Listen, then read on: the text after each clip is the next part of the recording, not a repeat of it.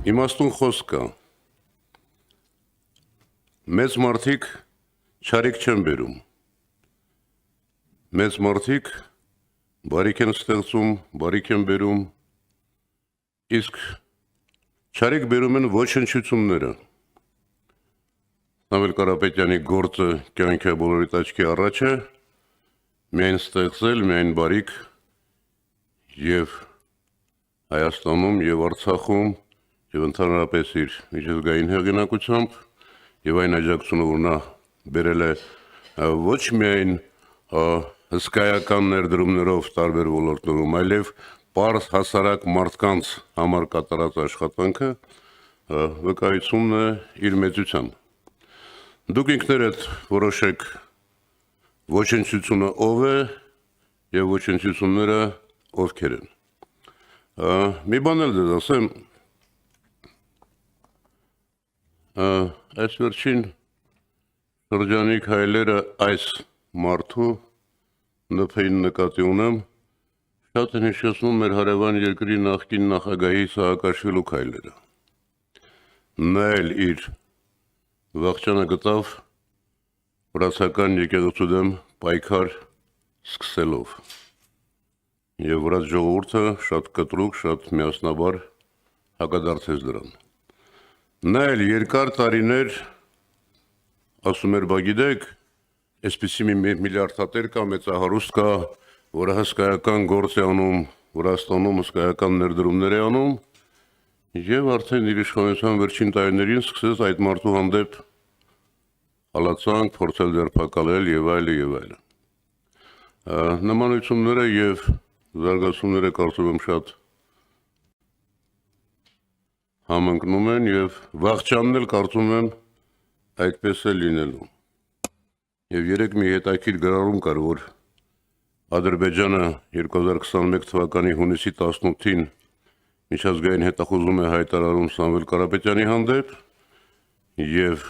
4 տարի հետո նույն օրը Հայաստանի իշխանությունները կալանավորում են Սամվել Կարապետյանին։ Ես վստահեցնում եմ ձեզ, Սամվել Կարապետյանը ուժեղ կամային մարդ է եւ այս հերթական ապօրինությունը այս իշխանությունը չի մարսելու։ Եվ երբ սկսում եմ խոսել, չեմ կարողանում կանգ առնել, ընդհատեք ինձ։ Երբ մի քանի օր առաջ այդ մարդը ՆՓ-ն ասում էր, որ չենք հանդուրժի որևէ սպառնալիք Հայաստանի Հանրապետության հանդեպ Հայաստանի հեղինակության վիրավորում, ինքը կարծում եմ նկատի ուներ հենց ինքը իրեն, որտեղ որևէ մեկը չի կարող Սամվել Կարապետյանի խոսքը ի պաշտպանություն եկեղեցու համարել սպառնալիք Հայաստանի Հանրապետությանը կամ վիրավորանք մեր երկրին։ Եվ ամենատիպական այստեղ այն է, որ սրանք արդեն սկսել են խոսել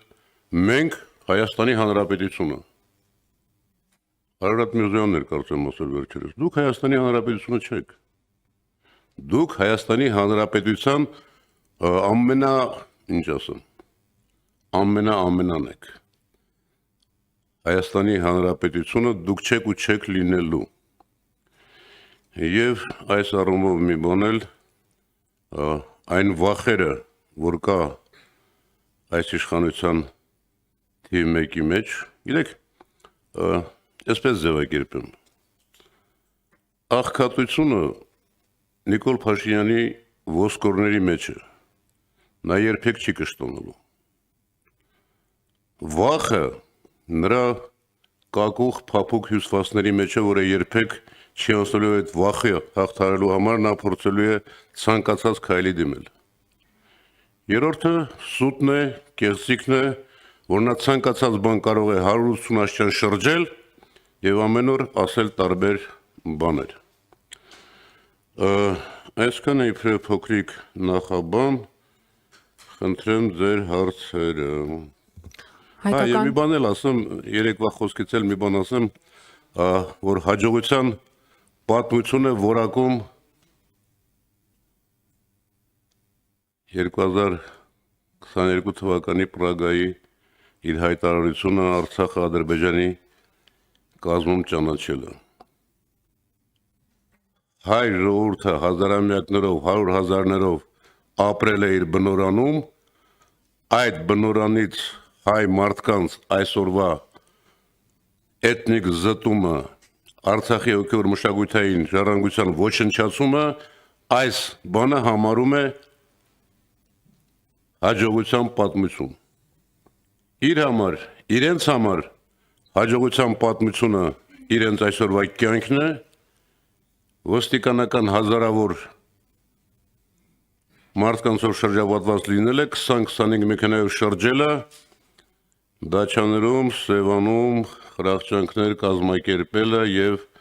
փորձել սա ներկայացնել իրենց իբրև Հայաստանի Հանրապետություն։ Կրկնում եմ, իրենք Հայաստանի Հանրապետության հետ որևէ ազգակցական նույնիսկ հեռավոր կապ չունեն։ Շնորհակալ եմ։